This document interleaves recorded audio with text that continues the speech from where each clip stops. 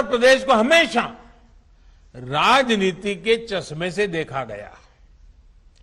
UP देश के विकास में भी अग्रिम भूमिका निभा सकता है, इसकी चर्चा तक ही नहीं होने दी गई। दिल्ली के सिंहासन का रास्ता यूपी से होकर गुजरता है। इसका सपना देखने वाले तो बहुत लोग आए और गए, लेकिन ऐसे लोगों ने कभी ये याद नहीं रखा कि भारत की समृद्धि का रास्ता भी यूपी से होकर ही गुजरता है। माननीय प्रधानमंत्री नरेंद्र मोदी जी का सबको राशन, सबको पोषण देने का विजन साकार हो रहा है। प्रधानमंत्री ने उत्तर प्रदेश के अन्न महोत्सव के उद्घाटन में ये बात कही। यूपी में अगले साल होने वाले विधानसभा चुनाव से पहले जनता को याद दिलाया पहले और अब में कितना फर्क आ चुका है। संतोष इस बात का कि दिल्ली से अन्न का जो एक एक दाना भेजा गया वो हर लाभार्थी की थाली तक पहुंच रहा है। संतोष इस बात का कि पहले की सरकारों के समय उत्तर प्रदेश में गरीब के अनाज की जो लूट हो जाती थी, उसके लिए अब वो रास्ता नहीं बचा है। पश्चिम बंगाल में हार के बाद 2024 में वापसी के लिए उत्तर प्रदेश जीतना बीजेपी के लिए जरूरी हो गया है। इसलिए प्रधानमंत्री ने जब 5 अगस्त की उपलब्धियां गिनाई तो उसमें उत्तर प्रदेश की अन्न महोत्सव योजना को खास तौर पर जोड़ा, जिसके जरिए योगी सरकार राज्य में एक दिन में 80 लाख लोगों को मुफ्त राशन बांटने का रिकॉर्ड बना रही है।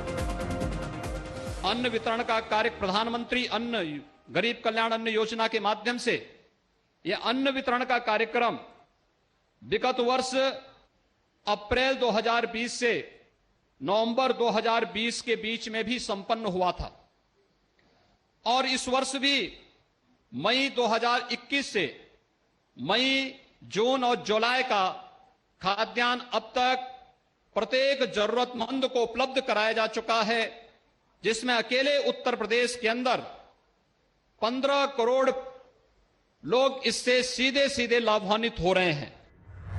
मिशन 2022 के लिए पीएम ने अगर यूपी में चल रहे highway, expressway, dedicated front corridor और डिफेंस कॉरिडोर जैसे प्रोजेक्ट का काम जल्द पूरा करने का वादा किया, तो योगी आदित्यनाथ ने 1 साल पहले अयोध्या में राम मंदिर निर्माण के शिलान्यास का जिक्र करते हुए एक भव्य अयोध्या बनाने का दावा किया। इसके अलावा योगी ने ये भी बताया कि उत्तर प्रदेश सबसे ज्यादा टीकाकरण करने वाला प्रदेश बन चुका है, जहां 5 करोड़ 21 लाख लोगों को कोरोना की वैक्सीन लग चुकी है। अयोध्या को एक नई अयोध्या के रूप में विकसित करने के लिए 8,568 करोड़ रुपए की नई परियोजनाओं को वर्तमान में डीपीआर और आदि की बनने की प्रक्रिया के साथ आगे बढ़ा करके 1 वर्ष पूर्व की इस बृहद कार्यक्रम के अभियान को आगे बढ़ाने का एक कार्यक्रम अयोध्या धाम से आपने प्रारंभ किया था। वह अयोध्या एक नई अयोध्या के रूप में वैश्विक जगत में देखने को प्राप्त होगी।